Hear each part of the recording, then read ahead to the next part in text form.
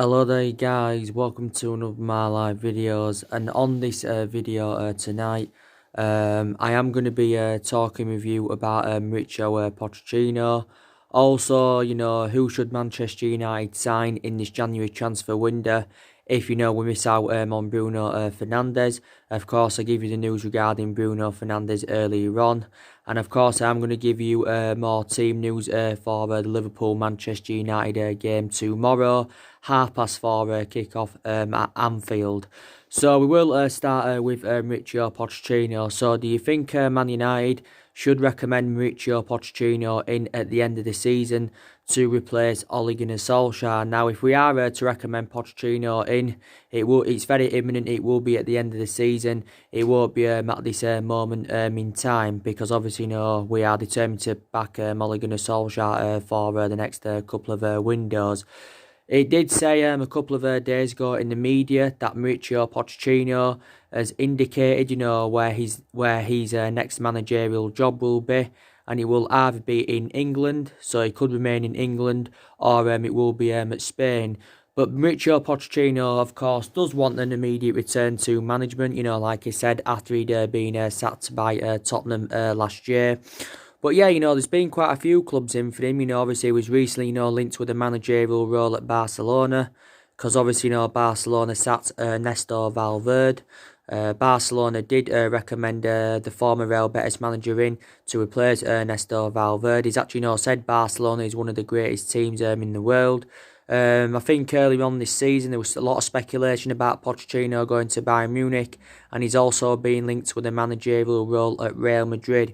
But we've been long admirers of Mauricio Pochettino, because we was in for him after the sacking of Jose Mourinho in December 2018.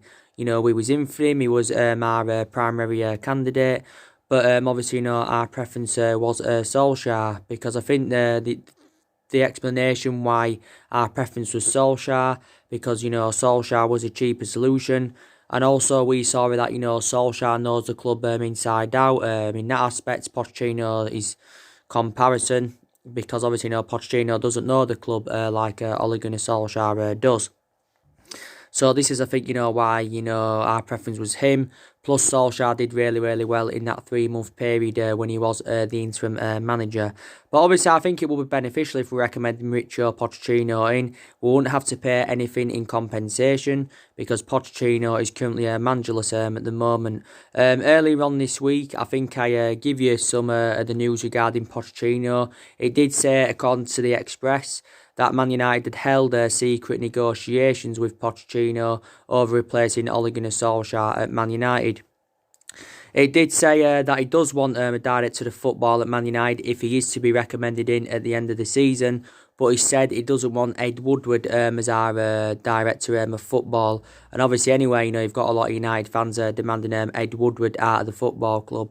I think, Pochettino would probably want to recommend Paul Mitchell in, because obviously, Pochettino and Paul Mitchell, know each other really, really well, because Paul Mitchell, when he was head of recruitment at Southampton and Tottenham, he worked alongside Mauricio Pochettino. If I'm right, I think now he's head of recruitment at RP Leipzig, is Paul Mitchell, and I think he's actually born in Manchester.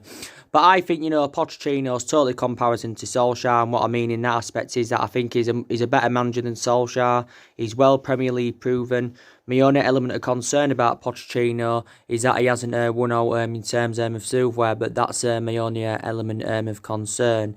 Pochettino endured 5.5 years with Tottenham, and I thought he did really, really well with Tottenham. Pochettino won 159 games in 293 games in all competitions as Tottenham manager. I think he won around 113 Premier League games out of 202 he managed just in the Premier League. Obviously progressed Tottenham to their first ever Champions League final last season. He also got them second a couple of years ago. He got them to a couple of third place finishes. And I think in his first season, he got Tottenham to the League Cup final. So you've got to admire what Mauricio Pochettino did at Tottenham. So obviously so far in his managerial career, Pochettino has managed 3 clubs. 2 of those clubs have been Premier League clubs, Tottenham, Before he was at Tottenham, he enjoyed a good short tenure with Southampton. I think he got Southampton to their highest ever finish in the Premier League. Before he was at Southampton, he was at Espanyol, where he began his managerial career. And he's been managing since 2009, so he has been managing now for just over a decade as Mauricio Pochettino. But if Solskjaer is to be sacked by the football club, I think it's very imminent that Pochettino will be our next manager. And it has been revealed not too long ago how much Man United will have to pay to get rid of Solskjaer. He said we'd have to pay around £5 million to get rid of him. So that's around, £15 million less than what we paid to get rid of Jose Mourinho. Because it cost us around 20 million to get rid of Mourinho. I think it cost us around 9 million to get rid of Louis van Gaal. I think it only cost us around, was it £5 or £6 million to get rid of David Moyes. So that's how much it did cost. But, like I said, Solskjaer has, got a 3-year contract with the football club. He actually signed this 3-year contract when he had been given the job in March of last year. He signed a 3-year contract worth around £7.5 million a year, and he's now got around 2.5 years left on his deal. Because Solskjaer has been at Man United now for 13 months, so he's been at the club over the year. He's been permanent manager for around 10 months now, and obviously, analysing the vast majority of that 10-month period, it has, he's really enjoyed a very difficult time, and this is the explanation why he's been under intense pressure for the vast majority of the season. He's aware that he's been under intense pressure as Solskjaer. But like I said, when we first recommended him into the club, he did really, really well on an interim basis. He was interim manager for 3 months and he did well. The results were good. The performances were good. He got the best out of these group of players. And, he won his first 8 games. We won 10 games out of 13 in the Premier League, 14 games out of 19 in all competitions, and reflecting on that, that was enough to give Solskjaer the job on a permanent basis. And maybe you can say that's one of the mistakes Man United did make, was giving him the job on a permanent basis. But, my overarching view on it is that I don't think his managerial tenure is going to work out at Man United. I don't think it's going to work out for him. I hope I'm proven wrong. But we'll never, whether his managerial tenure at the club works out or not, we'll never forget what Solskjaer's done for the club. But obviously, he was a really, really good player for us for 11 years. He was a long-serving player and he flourished under Alex Ferguson's guidance. But I just feel as though, as a manager, he's totally comparison to how he was as a player. Because he hasn't really got a pedigree behind him in terms of management, hasn't really won much. Obviously, Man United is the third club he's managing, because before he was at Man United, he was at Mould.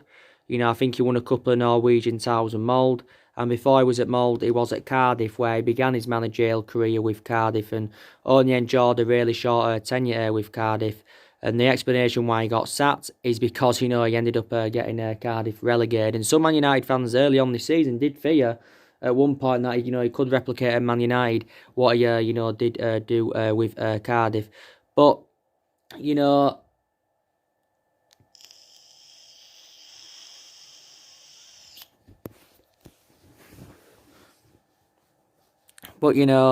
Man United, our board won't sack him at the moment. They're determined to back him.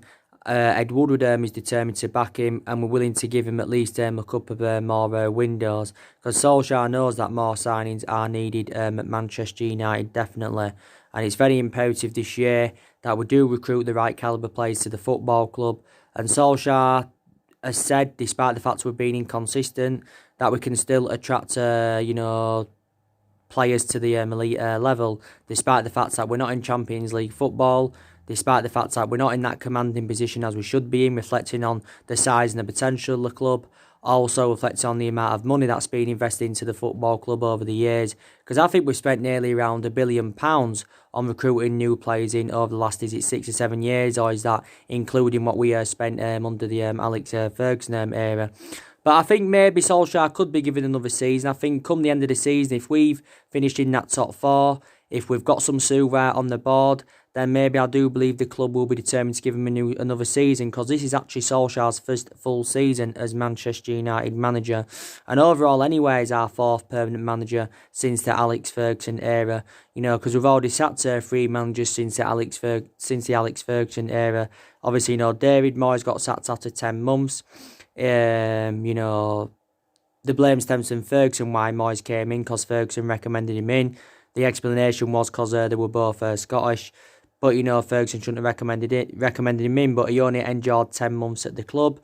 You know, Louis van Gaal went after like a year or so, even though he won the FA Cup with Man United. And Jose Mourinho endured a 2.5-year tenure at the club. He's been the longest serving manager since the Ferguson era, and he won the Europa League and the League Cup in his first season with Manchester United, Jose Mourinho. But I already give you the variety of reasons why it didn't work out under Jose Mourinho. You know, but you know, our win ratio has actually not been worse under Solskjaer than what it was under David Moyes.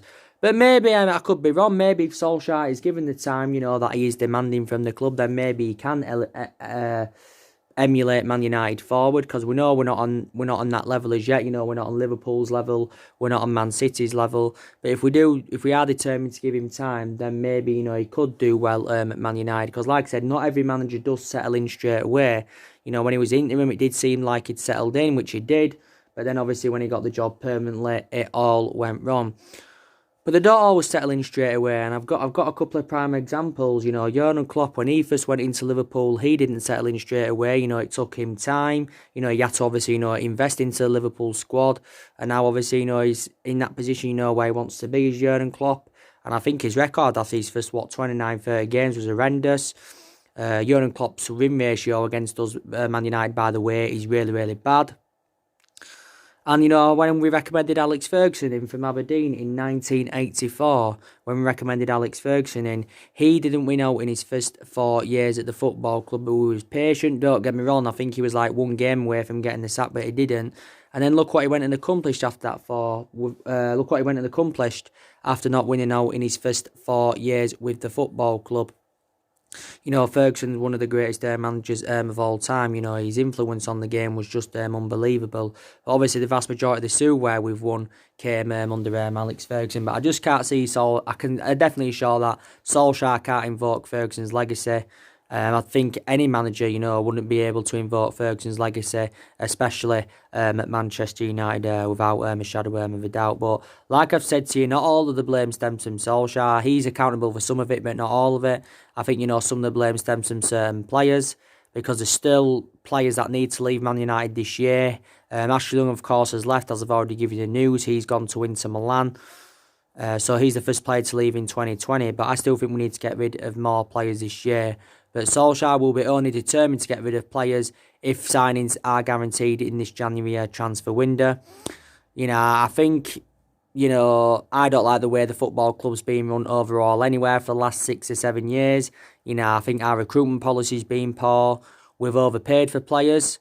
You know, we overpaid for Maguire. Despite the fact we overpaid for Harry Maguire, though, I think, you know, he's done really well since his arrival from Leicester last summer. You know, he's the most expensive defender in the world. He's the second most expensive signing at the club, is Maguire. And obviously now he's been named permanent captain for Man United following the departure of Ashley Young. But that was a good decision by the club, you know, to give Harry Maguire the captaincy on a permanent basis. We overpaid for Fred, you know, we paid £50 million for him. We paid £40 million for Matic, who I've got a lot of element of concerns about. I think Matic is too slow. Matic has made now 100 appearances for the football club. You know, we overpaid for Paul Pogba, who we paid £89 million for. And not only that, we've overpaid for players, you know, we've also got players on big contracts at the football club. So take that into account.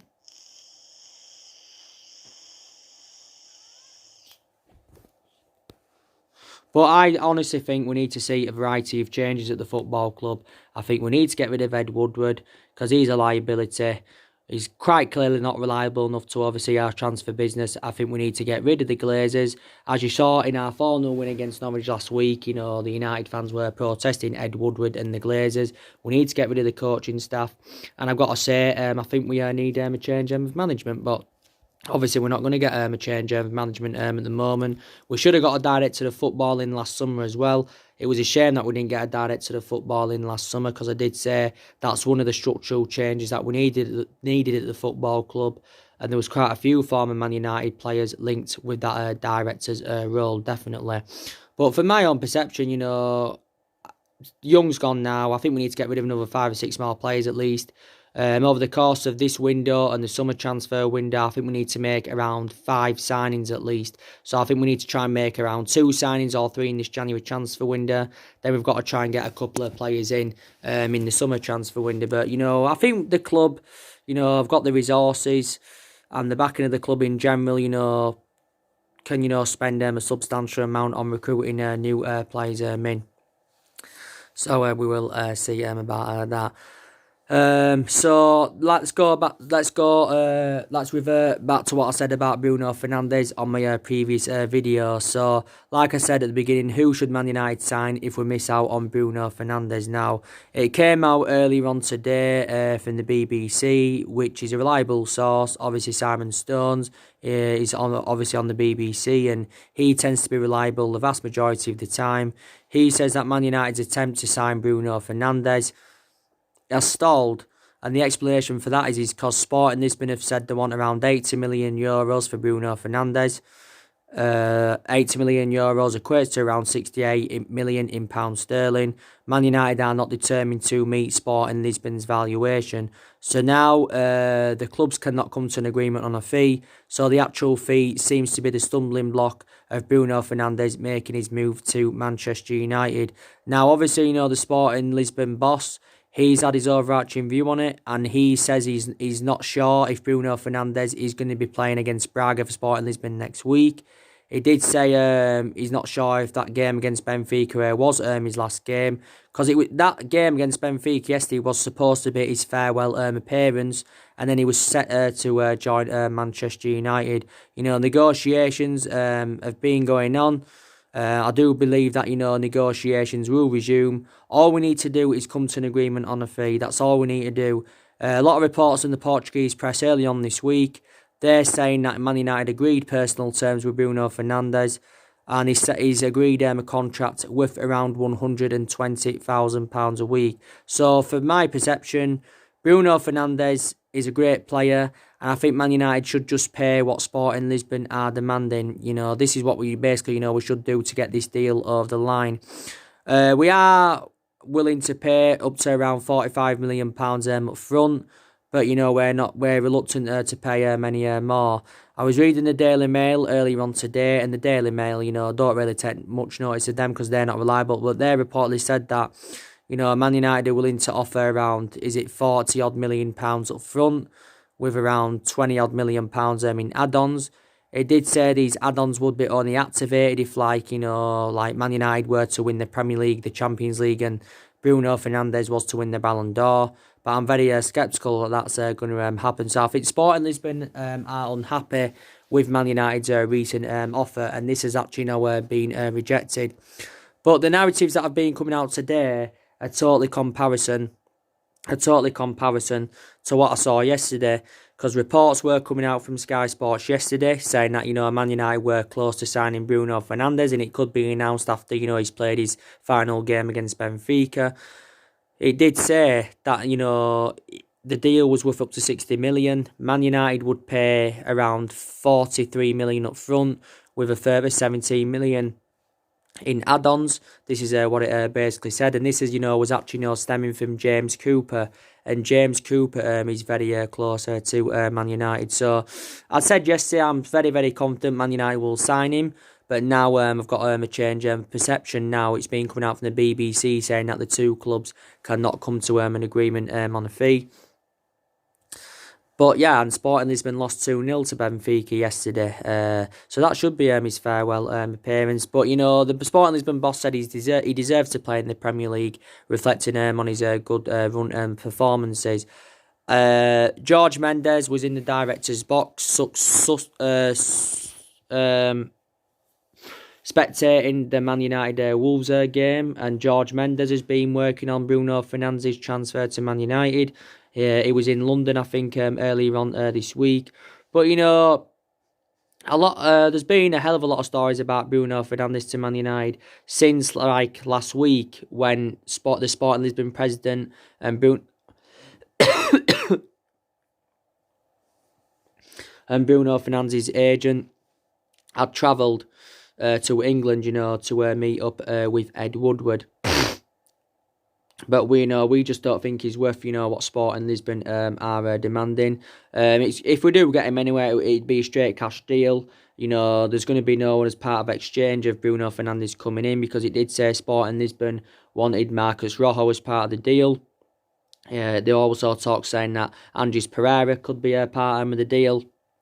This is what it said. But yeah, so I think we'll know more additional information tomorrow regarding Bruno Fernandes. But as you all know, we was relentlessly linked with him last summer, but we didn't get Bruno Fernandes last summer. And the main reason why we didn't get him last summer is because we was not yet again willing to meet Sporting Lisbon's valuation. Sporting Lisbon wanted around 70 million last summer. We only valued him at 50 million. I think last summer Spurs put a take it or leave it offering for him. I think they offered around 45 million. City were close to getting him last summer. Liverpool were in for him. But Bruno Fernandes wants to come to Manchester United. He's confirmed this, and I think if he come in, he'd be a great addition to our squad. He's predominantly an attacking midfielder.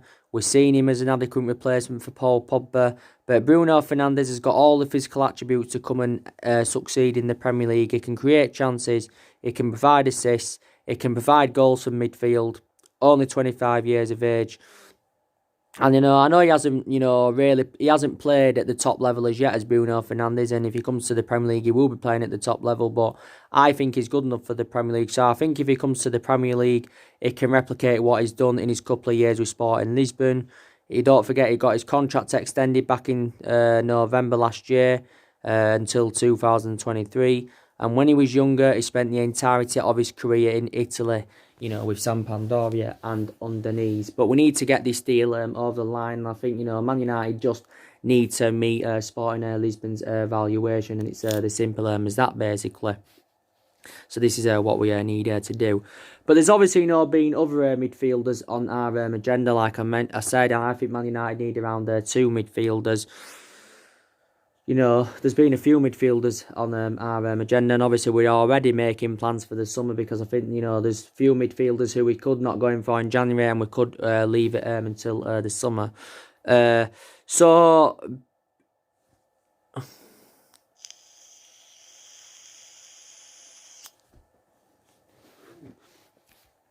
Babakari Soumaré, who currently plays for Lille now, he's one of the midfielders on our agenda now.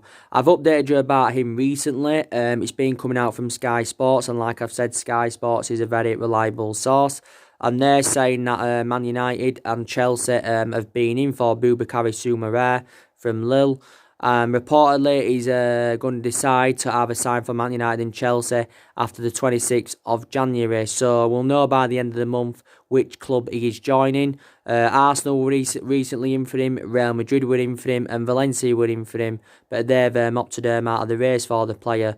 Babakari Soumaré has had negotiations with Man United and Chelsea. I'm not too sure how much he would cost. Would he cost maybe around 40 or 50 million pounds? He's a midfielder. He operates in that box-to-box role. Well, he's been operating in that box-to-box role this season for Lille. And, I think that suits his standards, does that current position. Very effective player. Can create chances. His passing accuracy is very, very good.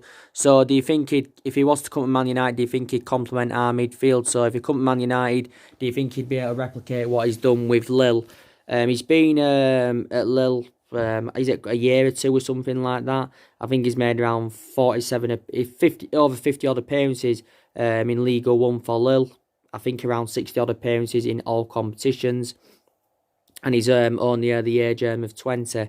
And seems pretty decent player to me, does Babakari Soumaré.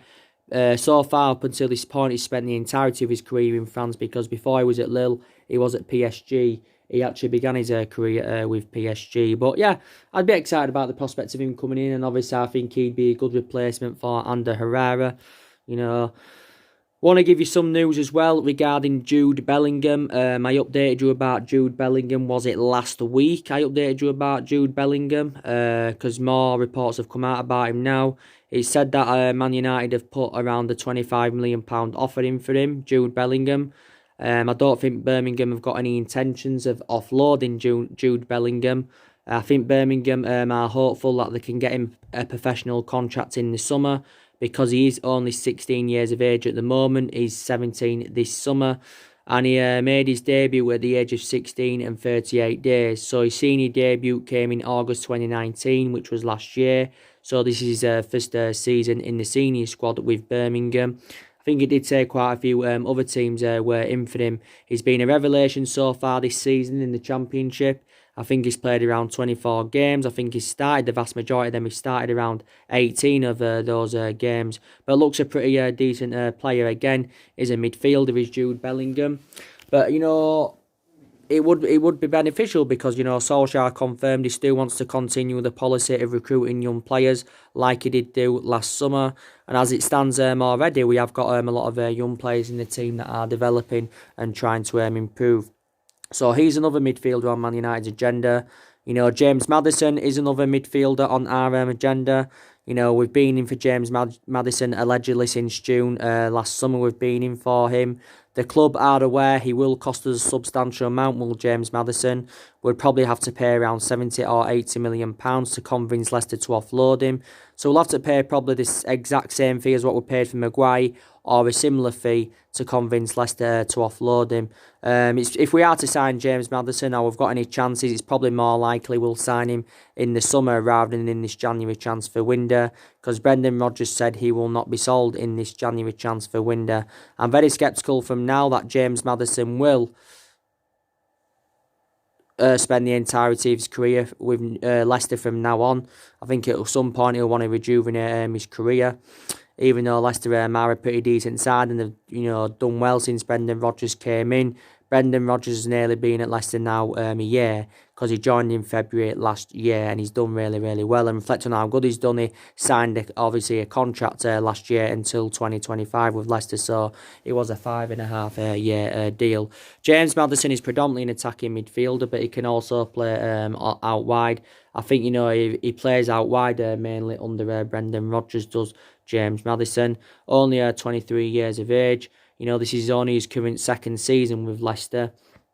It's his second season with Leicester, but I think in his second season now, he's replicating what he did in his debut season. Because last season, James Maddison created more chances than any other player in the Premier League. So that was a very, very good statistic.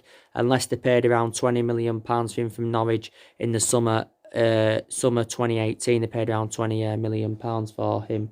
But yeah, definitely, you know, would be a fantastic, you know, addition to the squad if obviously, you know, he came in, James Maddison. So yeah, we're still keeping tracks on him. We're also in search for a holding midfielder because, like I said, you know, Matic isn't reliable. Like I said, the only midfielders we can rely on at this moment in time is obviously Matic, Pereira, Fred. Obviously, you know, Fossil Mensah, who's being considered for that midfield role. He's obviously, you know, back now. But we do look very exposed in that midfield, you know, following the injuries to Paul Pogba and Scott McTominay.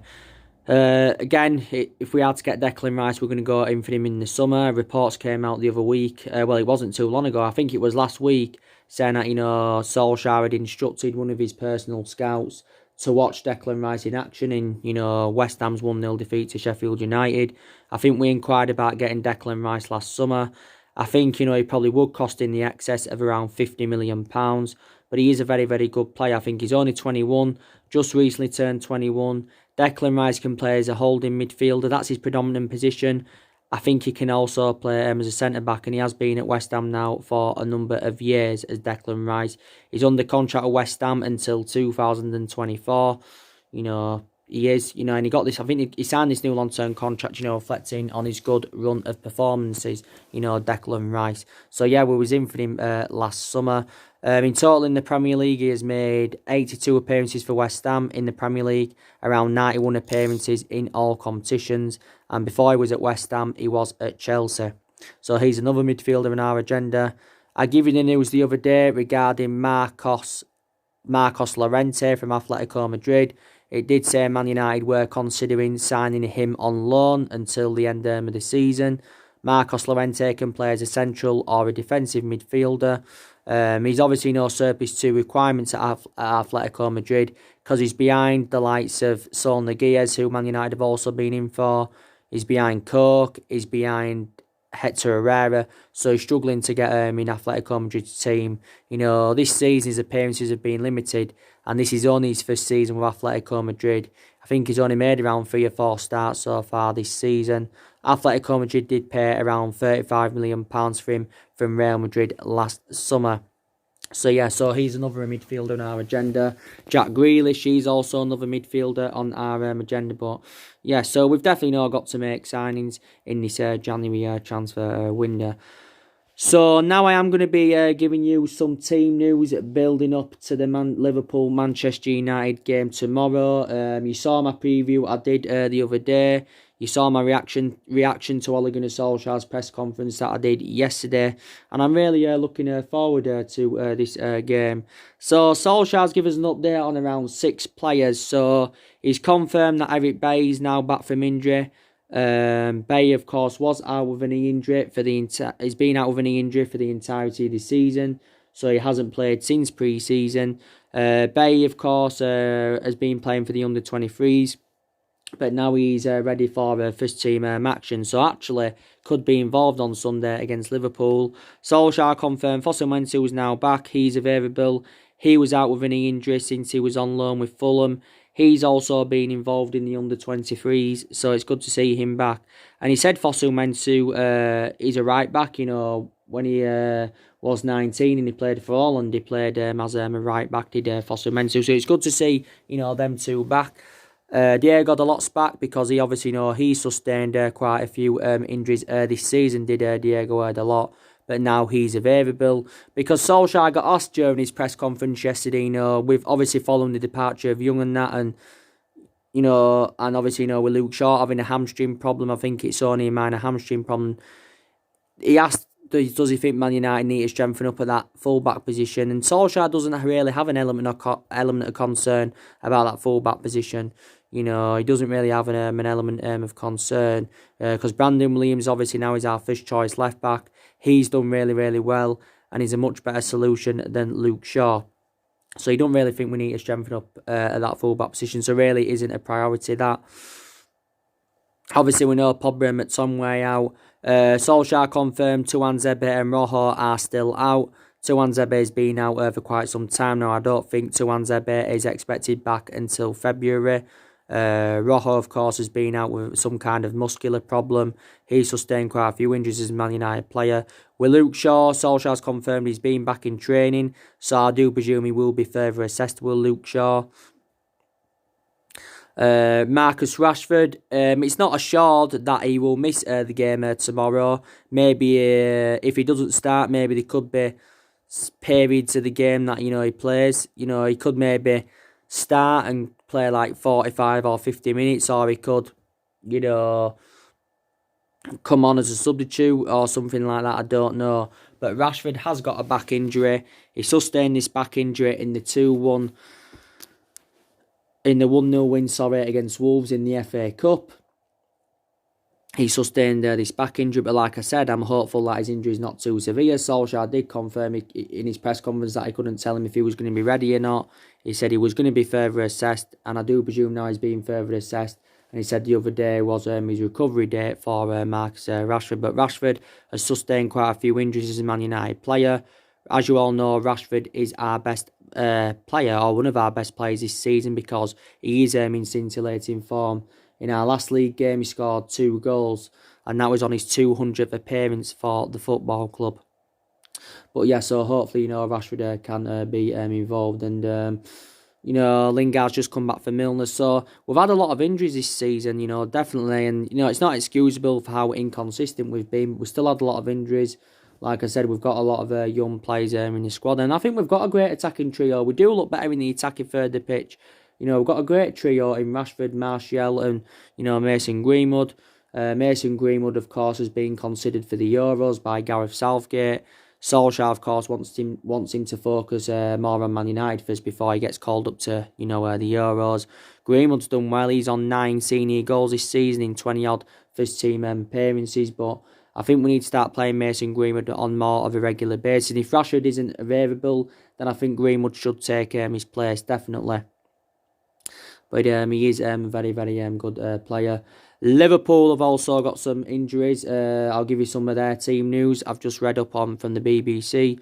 Fabinho and is it Joe Matip? They're set to play for Liverpool tomorrow because they've obviously recently been injured. But it's confirmed that Dejan Lovren, James Milner, and Naby Keita are all injured for Liverpool. They've had quite a few injuries this season. Chamberlain's just come back from injury not too long ago. Chamberlain's just come back. Shaqiri's just come back from injury for Liverpool. Yeah, so they have had quite a few injuries. I still think they've got Nathaniel Klein out, and he's actually now injury prone. Is Nathaniel Klein, but no one expects us to get anything from Liverpool tomorrow, because we just don't expect to get anything from the game. Obviously, Liverpool are sitting top of the Premier League. They've won 20 games out of 21 so far this season. They're unbeaten in 38 Premier League games. So if they win this game tomorrow, that will extend their unbeaten run to 39. And they are unbeaten in 51 Premier League games at Anfield. Liverpool have gone now almost 3 years without losing at Anfield. That is a record. So obviously, Anfield is a fortress. So the last time they lost at Anfield, they lost 2-1 to Crystal Palace back in April 2017. Liverpool are sitting around 16 points in front of Leicester. They are now 13 points in front of City. City did draw today with Crystal Palace 2-2. Plus Liverpool have got a game in hand. So Liverpool are on course to win their first ever Premier League title. And they haven't won it all in all for around 30 years. Solskjaer's give his overarching view on our title ambitions. We're not going to challenge for the league for several years or win it. But, he insists that he's going to make sure that it's not going to take Man United another 30 years to win another title. So this is what Solskjaer had said.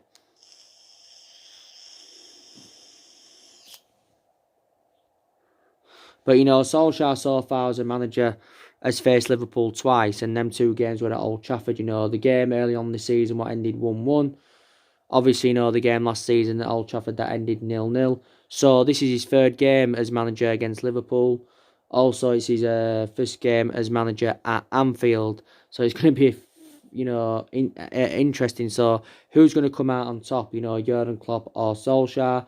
Like I said, Jurgen Klopp's got the worst win ratio against Man United. He's got the worst win ratio because he's faced Man United 10 times as a manager. So I think this is his 11th time he's going to be facing Man United. But so far, he's won 2 as Jurgen Klopp. He's lost 2, and there has been 6 draws between the teams.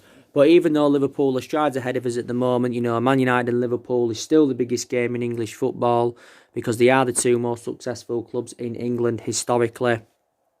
And, but like I said, our record at Anfield hasn't been good in the recent years. It hasn't been good. We haven't won at Anfield since 2016 and that. But, I think the difference between Liverpool and Man United is that, Liverpool don't overpay for players. They're sensible with their recruitment. They've got good players, but obviously, their play as a unit to Liverpool. Man United don't play as a unit, and obviously, we overpay for players. And, Liverpool have got a really good manager in Jurgen Klopp, and Jurgen Klopp's already won 3 major honours as Liverpool manager. The most recent one was the World Cup, FIFA Club World Cup. They won the Super Cup early on in the season, and they won the Champions League at the end of last season. That was Liverpool's 6th Champions League. And Jurgen Klopp's got a contract with Liverpool until 2024. Liverpool did say they were considering making signings because obviously it reflects on the injuries they've had. Maybe they do want cover-ups. I don't think they'll sign anybody now. I think they could sign someone maybe in the summer. Obviously, they did get Takuma Minamino from Red Bull Salzburg for around 7.25 million. Obviously they've got the best centre-half in the world through Virgil van Dijk. They've got 2 fantastic fullbacks in Andrew Robinson and Trent Alexander-Arnold. They've obviously got a lot of midfielders of Liverpool. But maybe there could be players in this January transfer window they could consider offloading. Maybe they could get rid of the likes of Lallana for them. Maybe Nathaniel Klein, because Trent Alexander-Arnold's obviously Liverpool's preference over Klein. Maybe they could consider getting rid of Jorginho Wijnaldum. I think they'll be determined for now to keep James Milner because recently he's done well before he got injured. Fabinho's done well when he's been fit for them. Maybe at some point in the future Salah will be sold. Not at this moment or probably not in the summer, but maybe in the future he will be sold. Liverpool could generate a substantial amount for his departure. You know what I'm saying? So, but yeah, I'm really looking forward to the game. And don't fully rule us out because we've done well against elite opposition this season. And overall, anyway, our away form's got to improve because we've been poor away from home anyway this season. But I said, didn't I, at the start of this season, I expect us to enjoy a better season this season than what we saw last season, because last season was a huge disappointment in that. So yeah, guys, this has been a long video. That's everything to update you with today. So like I said, I wanted to give you I wanted to talk to you guys about Pochettino. I wanted to give you who I think who Man United should sign if we miss out on Bruno Fernandes, and all the rest of the other transfer news. And obviously, give you a bit more of the team news building up to the game. So take care, God bless, guys, and I'll see you guys all again tomorrow. Thanks for watching.